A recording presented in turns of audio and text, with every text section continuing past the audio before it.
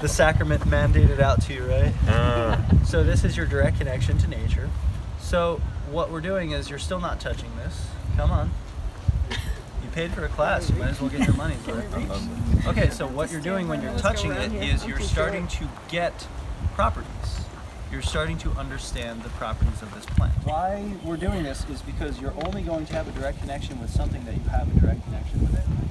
And if you just want me to sit here and tell you like this is good for this, and this, and then we walk away, you're going to learn absolutely nothing. So what I suggest doing is take like a handful of the needles, and here's where you're actually going to get chemistry up your nose. See, we're going to snort plants, ready? So what you're going to do is just break that up as much as you can with your fingernails, and then sniff as you break it. Just sniff it and keep inhaling it, because that is language. The plant is now speaking to you, and the question is, what is it saying, or what is it doing? Right? So plants don't speak English, turns out. Saying rub this on. But what is it saying instead of about you? What is it saying about itself? Do you understand what I mean? So that scent is saying something about the tree's capacity, chemical constituents, medicinal actions, or reason for existing. Because why do you think this tree has spent so long evolving to make that smell in its body? Just so you can come along and smell it? Or does it serve a function for the tree itself? Serve a function for the tree. Right. So what could some of those functions be? Maybe a bug repellent. Probably a bug repellent. Well, look around. Do you see any bug bites? Nope. Deer repellent? Sure. But so, not human repellent, oddly enough. Right. So, if you go back to bug bite, or bug repellent, the question is, what does that mean about you as the cave woman man walking up to it and smelling it and going, oh, this smells like something. What does that tell you? What can you apply it for?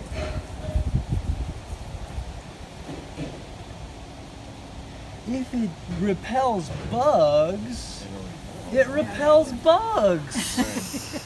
Now you have a bug repellent. So bugs are universal. So what are bugs inside? There are 4 kinds. Bugs what? Inside? Yeah, inside bugs. What? Parasites? Bacteria? Bacteria? That's 2 of 4. Viruses? Viruses? Sparkies? Fungus? Yeah, we can go for any of that.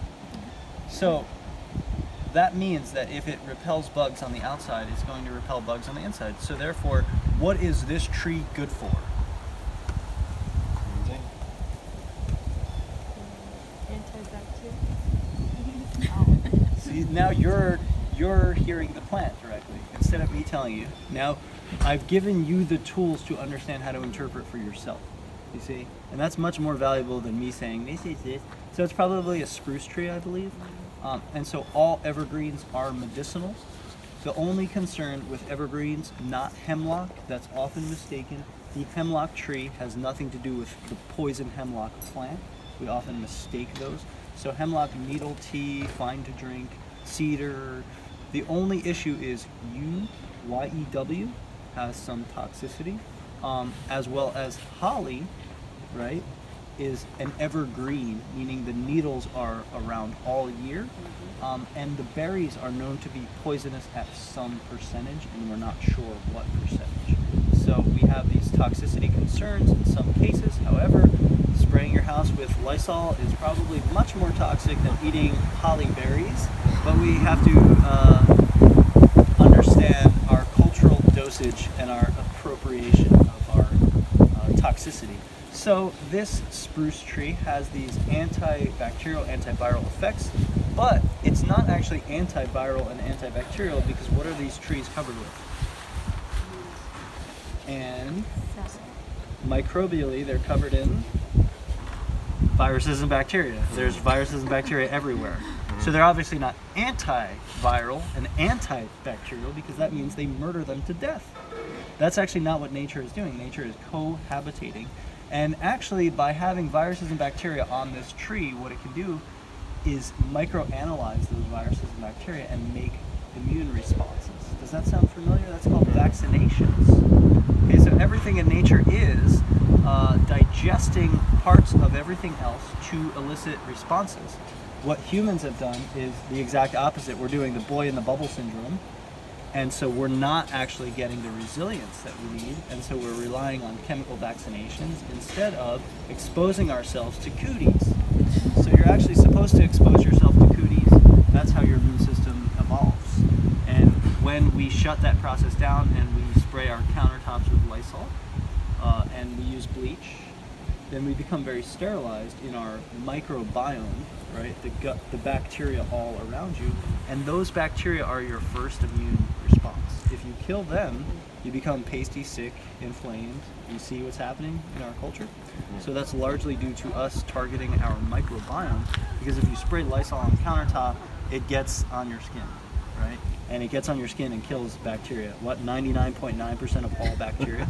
Well, what is your precursor? What are you evolved out of? Bacteria. So we're basically killing the thing that caused us. It's really smart. It's like killing your mom. Really not smart. Yeah, no idea. So one of the things we also want to just think about is like evolutionary place.